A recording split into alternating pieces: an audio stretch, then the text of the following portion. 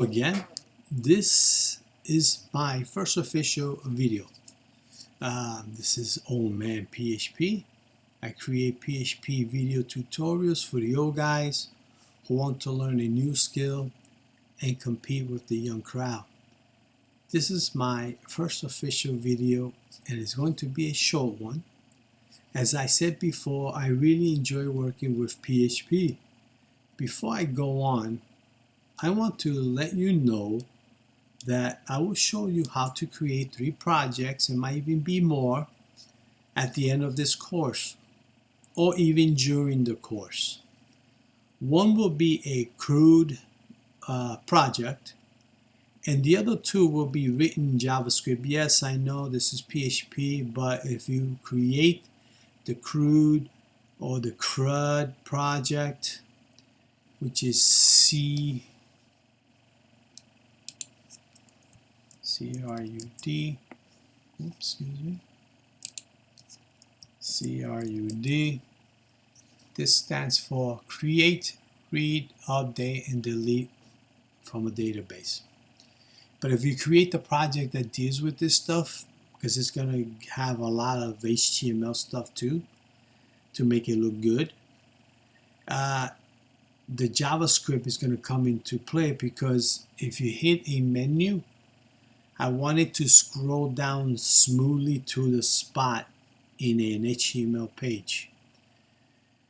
And JavaScript is a thing. Now, a lot of times when I speak to people or when I do projects, they always want that. So I figured, hey, why not? Let me just give you that right away, so you can use it right away.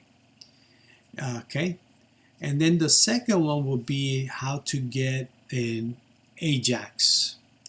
That reads a JSON file and prints that data for you. I'll explain all that stuff as we go, okay?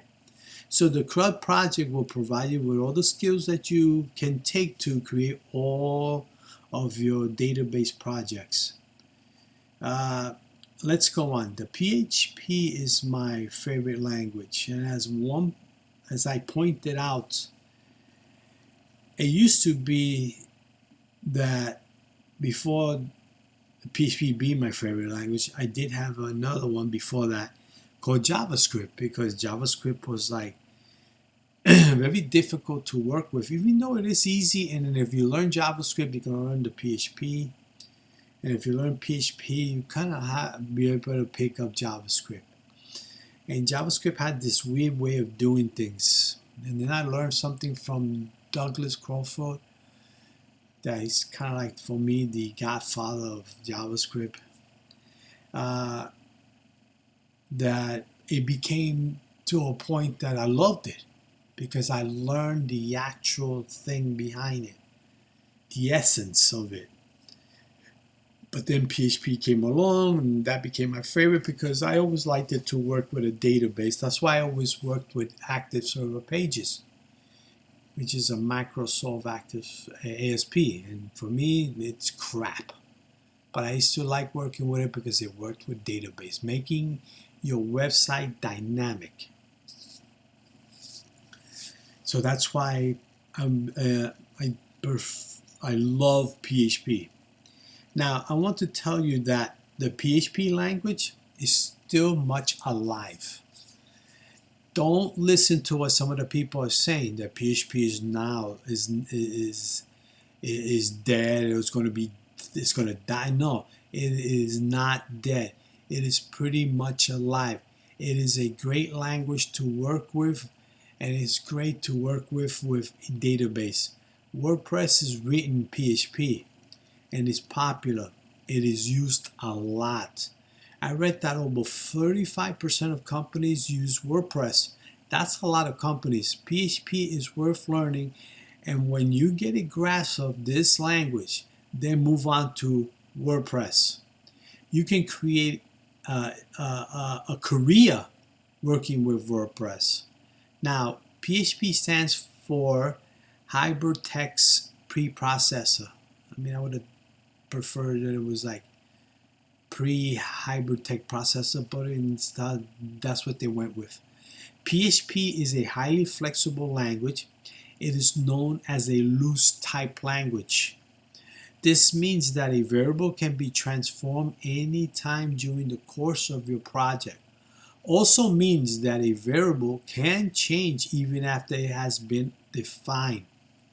Like a lot of those other languages that, like C and those other ones that you have to define what the variable is going to be.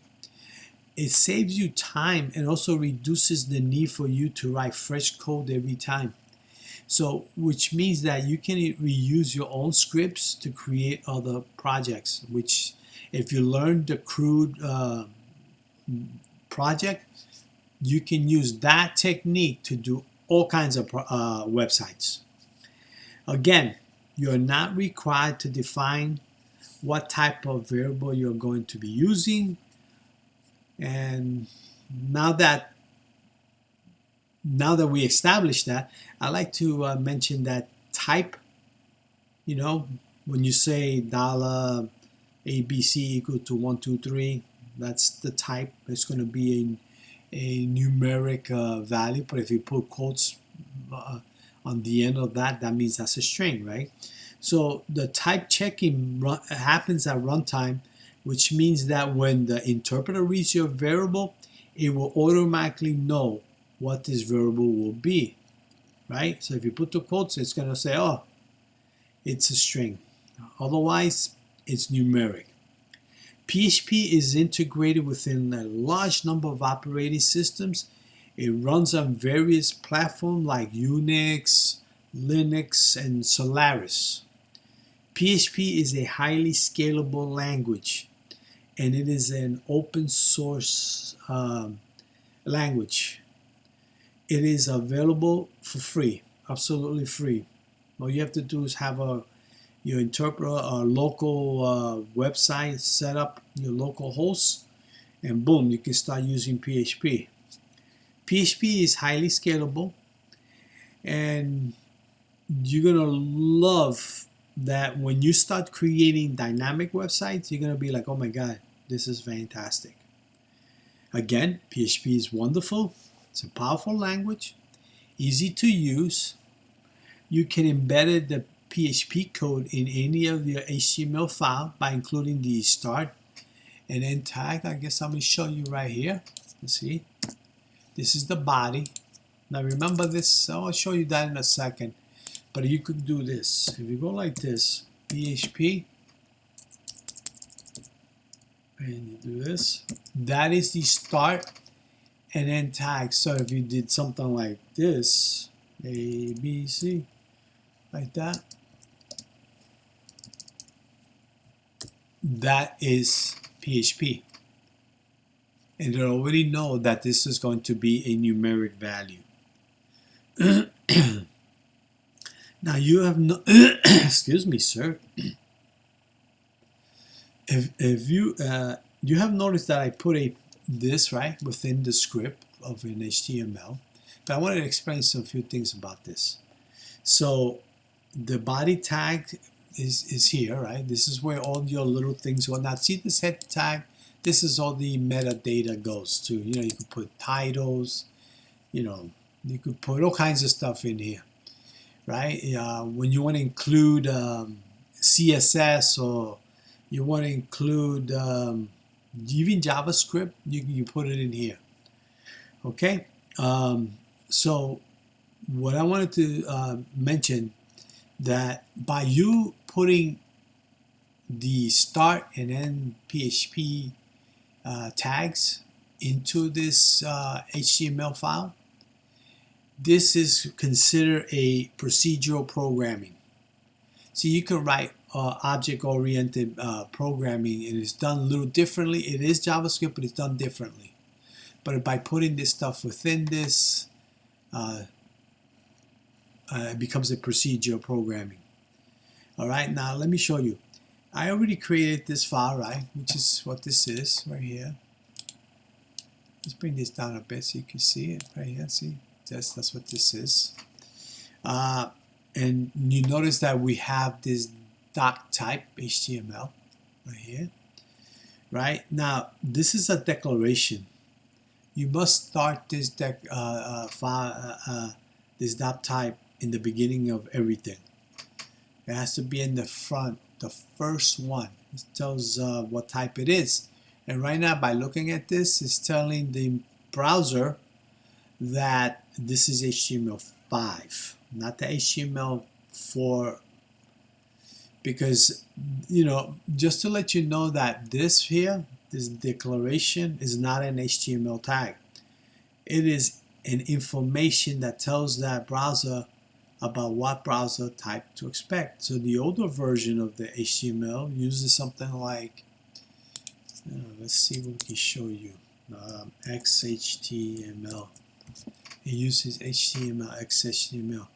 And it's used something crazy. So it will do something like, if when you write it, it'll be something like, let me take this out. It'll be something like this.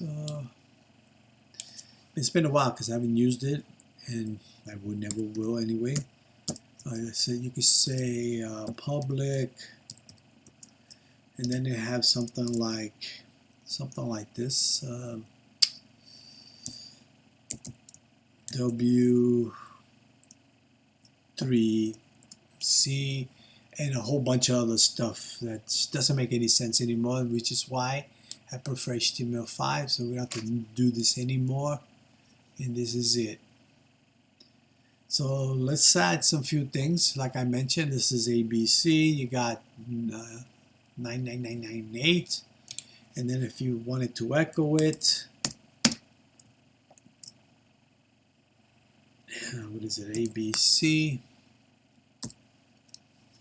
save it, run it, and you got 9998. See? And if you want to make it into a, of course, let's do another one. How about that?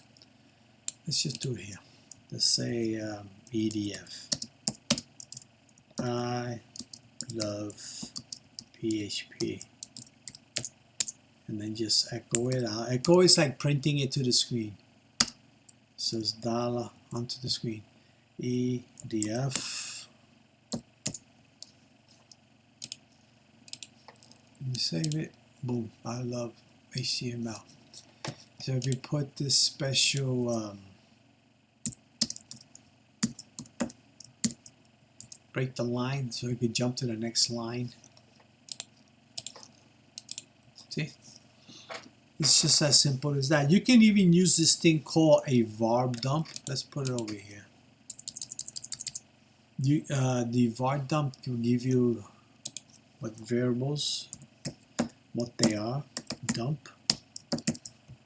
And then all you have to do is cut this piece out. Let's just type it in, it makes it easier.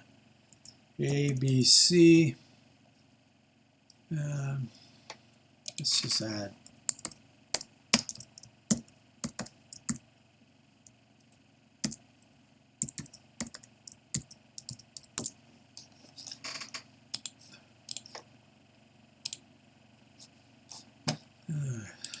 let's just put that in here.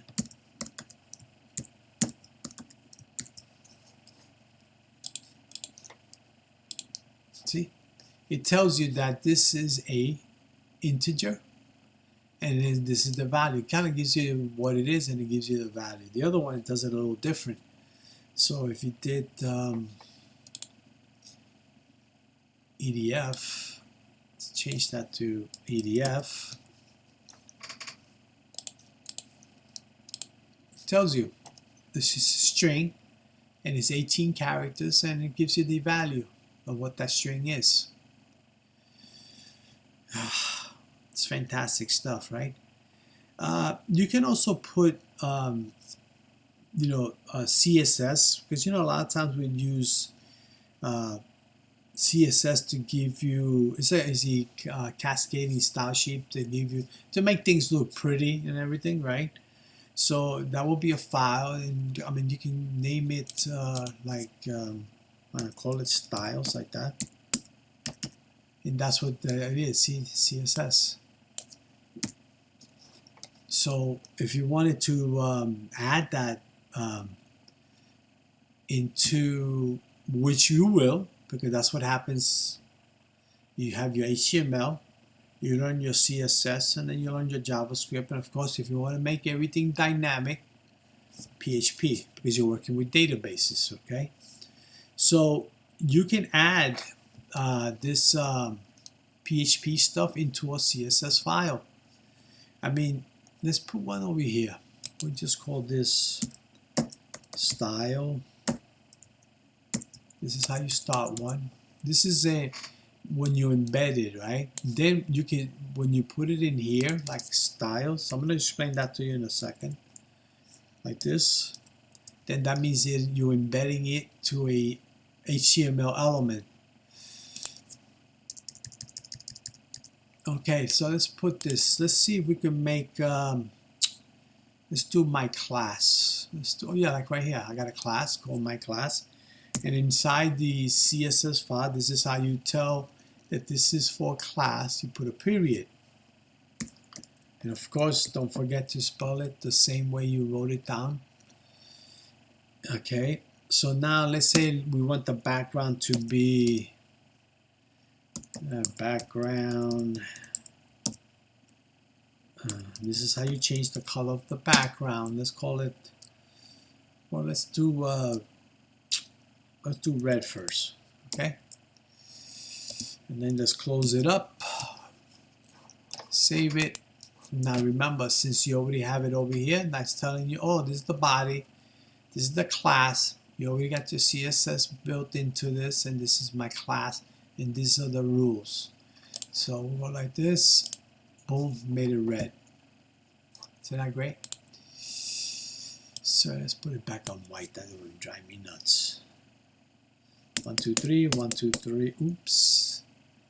Let's take that back. Let's do the hexadecimal. 1, 2, 3.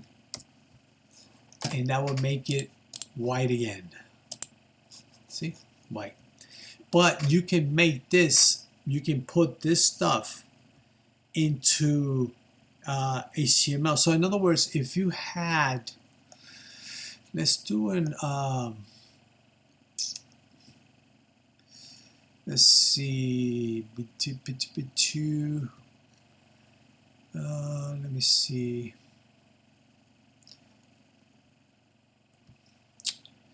How about we just take this out? Let's see, we'll do PHP, and I want to say echo, and let's give it a name. Let's do $B background color, like that, semicolon. Oops, sorry, there's one there already. That will be then you want to close it up, so you do this. Right now, what's going to happen is it's going to read this, and it's going to give you what this is. Right now, it doesn't have anything. So let's see. Right here, it doesn't have anything. But what we're going to do is we're going to put something in it. We're going to say, let's do, oh, why don't we just put it over here? What the heck? PHP, because I always like to have it beforehand. And let's make this, let's take this out of here.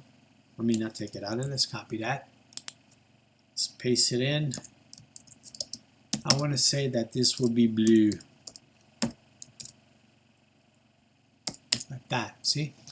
Now, when you refresh it, it's going to read this and already has it in there. It's already in memory. So then when you're going to use it, it's going to make this, it's going to print this out. And once it prints it out, backup color will take that what's in here and give you the blue. See? Isn't that great? That you can put PHP into the CSS stuff too. You can even put it inside of JavaScript too, man. So if you had like let's see, let's do a script. Let's do a JavaScript too. We'll put the I'll put it up here. Doesn't really matter. Let's leave it. Oh, let's take that out. That would be. Oof. Let's do this. Boom. So if you put it in here, let's. I mean, I guess we can leave this here. Let's put it in here. How about that? Let's do the JavaScript is called script, and this is how you put JavaScript into. You can also do it as a file above here, but don't do it. The best practice is to put it at the footer, and it will be something like file name.js. That's how he knows that it's a JavaScript file. But we're going to embed it inside. So we're going to do this. We're going to say, now everything here is a document, right? The HTML, all this stuff is a document, and you got divs that separates like boxes inside there. So what you do is you say, oh, I want that document, and I want you to get, because we're using JavaScript. I mean, how would you know you're using JavaScript? Because you're using script, and that's the main. You can change that, but that's the main thing. Say JavaScript get element by ID. Did I spell that right? Get element by ID, and then we're gonna give it an ID of, since we're doing a demo, why not? And then within there, enter the inner HTML, and then you're going to put here your oh yeah, I wanted to mention something, that when you put PHP within JavaScript, it has to be enter something, right? But we're going to use it this way. Let me show you. Let me see, PHP. We're going to say, what should we say? Dollar. Maybe this JS. And that will be boo boo doops. Let me see. You always gotta put a semicolon. Otherwise, the browser will put it in for you. But it's not a good practice. Always put your semicolon. So you have that there. Let's put the body. Where's the body at? Let's go to the body and give it an ID, because that's what you're calling. What do we call it? Demo. See, when you say get element by ID, it's going to give you this right here. From here to here.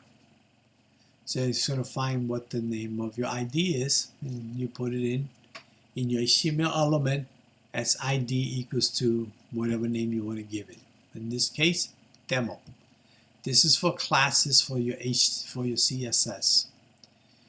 All right. So if we do that, what should we call this? Let's test it out anyway, just to show you nothing is happening. Okay. So what we're going to do is we're going to say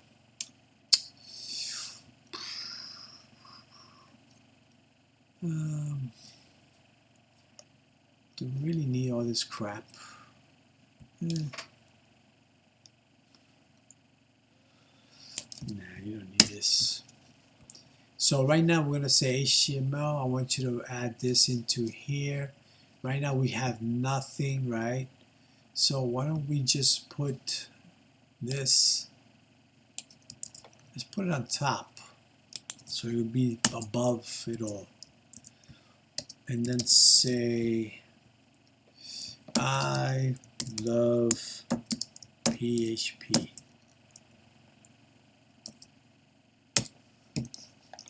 Save it.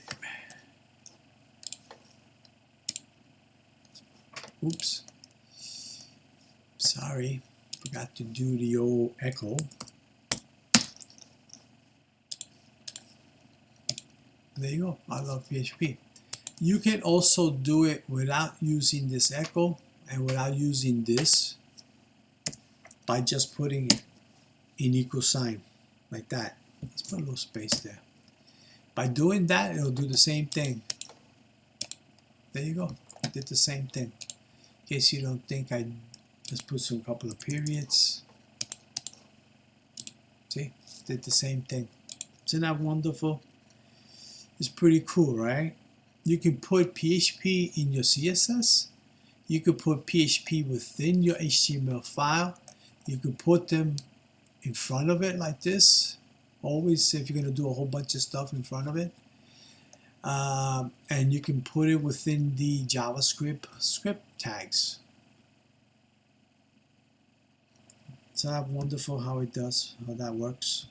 You could do a lot, and that's why you can make your database. I'm going to show you a wonderful dynamic website that has all kinds of stuff for the CRUD. You're going to be able to delete, update, create, and well, that will be the same thing as insert, create into a database, and you're going to get to see all that information using HTML. Alright, well, this is it for this video. I told you that it was going to be short. PHP is a wonderful and dynamic website. It can be added to CSS, it can be added to JavaScript, and of course external files. So if you enjoy my first official video and you learned something, please hit the like button and subscribe to my channel. This will help grow my channel. On the next video, I will talk about functions. Until next time, a good night.